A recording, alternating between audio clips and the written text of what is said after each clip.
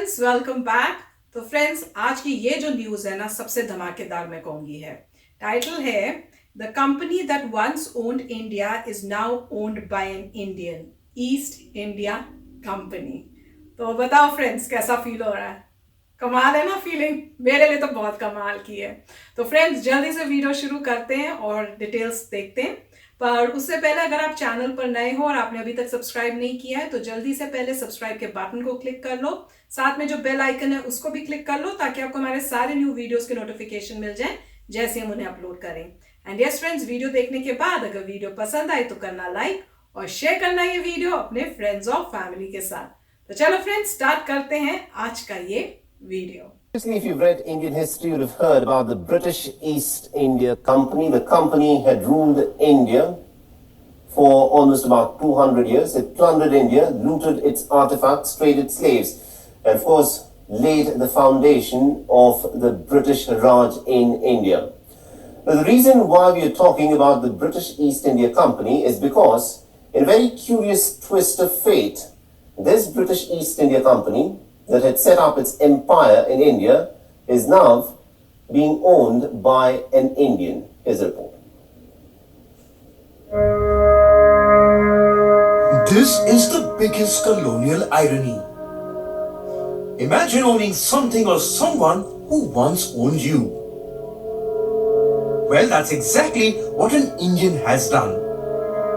He has bought the East India Company. You must be familiar with the company's name.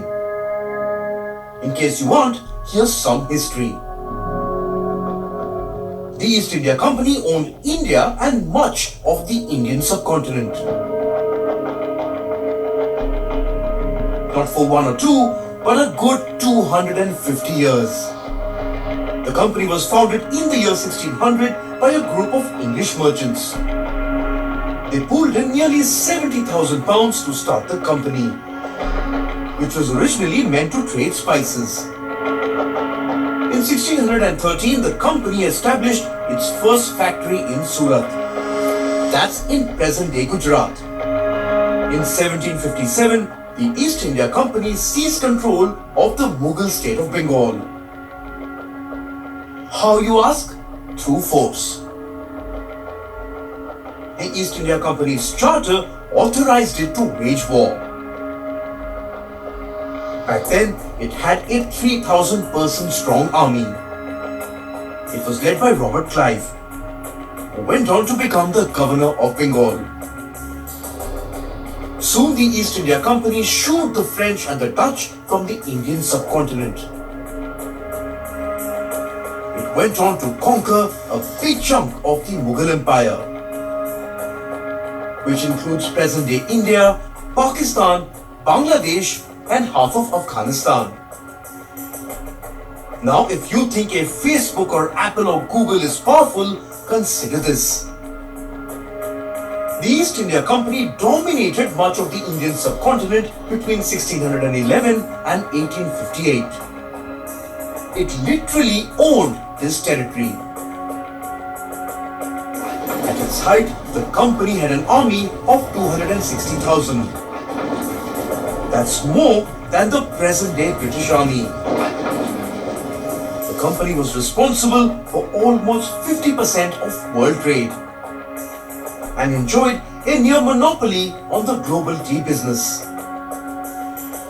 The East India Company was the most powerful corporation the world had ever seen. It controlled everything from the opium trade to the slave trade. What happened then? In 1858, the British government ended the company's rule in India. By 1874, the company was dissolved. Cut to 2003. Indian businessman Sanjeev Mehra bought 21% shares of what remained of the company. He reportedly partnered with businessman Anand Mahindra and Gulf-based retail tycoon Musuf Ali Mah. In 2005, Mehta acquired shares of all the other stakeholders. The deal gave Mehta the right to the name, the East India Company's stock marks, and its coat of arms. Mehta also got the replication rights to all of the company's exhibits kept in museums worldwide. And the reprinting rights of all old documents, including navigation maps, records, and library materials. So what has this Indian businessman done with the East India Company? He has transformed it into a luxury tea, coffee, and food brand. The company has outlets in the United Kingdom and West Asia. But that's not the man's biggest achievement. He has made a statement by owning a company that once owned his people. He has pulled off the most pinching colonial joke. Bureau Report, WION, World is One. तो friends, कैसी लगी video? कमाल की है ना? जितनी बारी आप देखो या सुनो आपको बहुत प्राउड फील होता है, फिर लगता है यार यस ये हुई ना बात। तो न्यूज़ तो पहले की पता थी हमें ये कि बहुत पहले हुआ था, पर वीडियो जो ये बनी है ये अभी रिसेंटली बनी है और बहुत अच्छा लगा कि उन्होंने ये न्यूज़ बना के पब्लिश की है ताकि सबको पता चले। और इंग्लिश में तो और भी बड़ी अच्छी बात है, ज़्यादा पब्लिक के पास ये जाएगी। तो डेफिनेटली मतलब एक कहते हैं ना कि ये वो एक सीख है और एक बहुत ही ग्रेट अचीवमेंट है कि एक इंडियन ने अपने पूरे इंडिया को ये करके बहुत प्राउड फील कराया है। तो बहुत खुशी होती है देख के। बस ऐसे ही हमारे जो इंडियंस हैं तरक्की करें और इंडिया का जो नाम है वो ऐसे ही ऊंचा करें, क्योंकि जो ईस्ट इंडिया कंपनी हमें पता है कितने सालों तक रही और कितना बुरा हाल हमारी कंट्री का उन्होंने किया है, उससे अभी तक हम स्ट्रगल कर रहे हैं। नहीं तो हमारी country would have been the best country in the world, correct. पर वीडियो बहुत ही अच्छा था। उन्होंने बैक पीछे की हिस्ट्री भी बताई, उसके बाद बताया कि उन्होंने कैसे इसको लिया और अब क्या उन्होंने अचीव किया है और क्या हो रहा है। कमाल है। राइट, तो बहुत अच्छी न्यूज़ है और हमने पहले भी सुनी थी कि एक जेंटलमैन जो गुजराती हैं उन्होंने ईस्ट इंडिया कंपनी को ख़रीद लिया है या धीरे धीरे अपने शेयर इतने बढ़ा दिए कि वो ओन करते हैं more than 50% of the company. तो ये बहुत अच्छी बात थी। और इसमें ये होता है कि अल्टीमेटली मुझे लगता है कि एक उनको लिखना चाहिए ईस्ट इंडिया कंपनी ब्रैकेट में ओन्ड बाय इंडियन।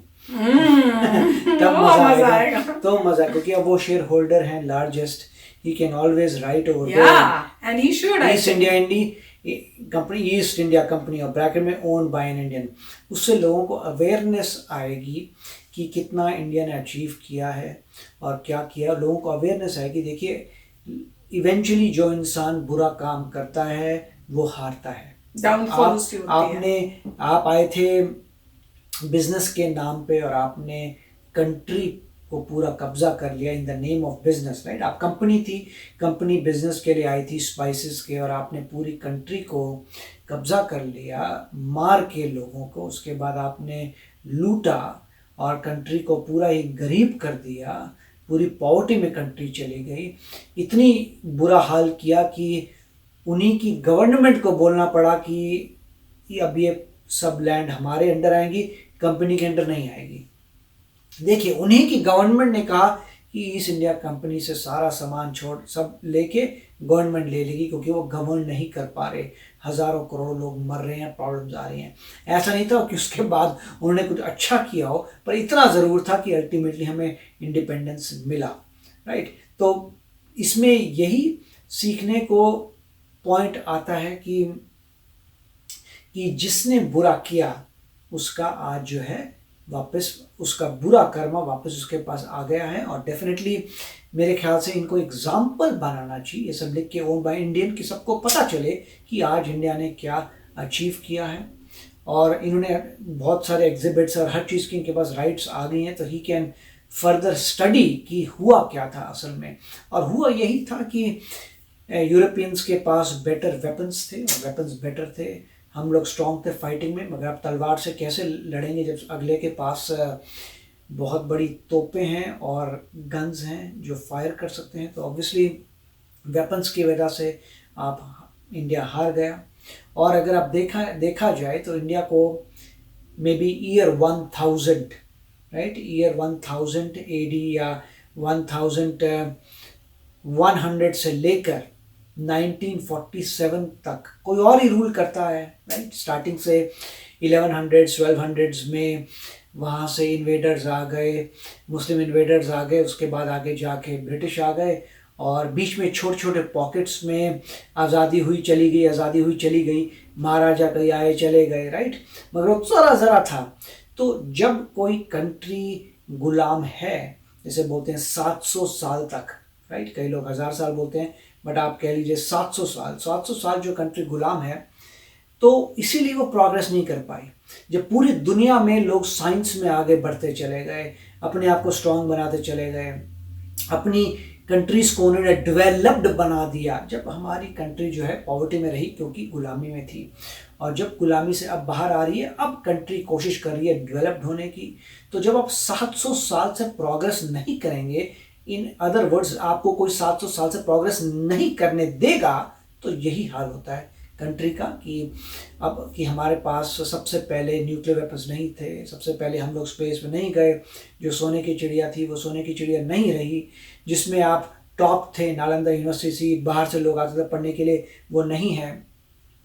IIT जिसको ग्रेट कहते हैं, वो टॉप मेरे ख्याल से 50 यूनिवर्सिटीज़ में भी नहीं है। वर्ल्ड की जो टॉप मेरे ख्याल से 100 से भी डाउन है, टॉप 100 में से भी नहीं है।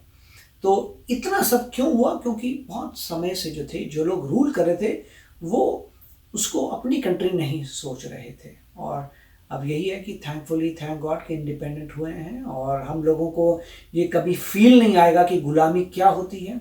मगर अगर हम लोग जो हैं अपने ग्रैंडफादर से पूछें, अपने दादा से पूछें, और हमारे फादर के समय में भी अंग्रेज़ थे, तो उनसे पूछें तो पता लगता है कि गुलामी का मतलब क्या है, कि आप में कोई पावर नहीं है। तो ये बहुत ग्रेट बात है कि आज जो गवर्नमेंट है और सोल्जर्स हैं, जो पूरी डिफेंस एस्टैब्लिशमेंट है, आर्मी है, वो हमें जो आज़ादी दे रही है, वो बहुत बड़ी बात है। तो आई होप कि हम इस फ्रीडम का कुछ अच्छा करें।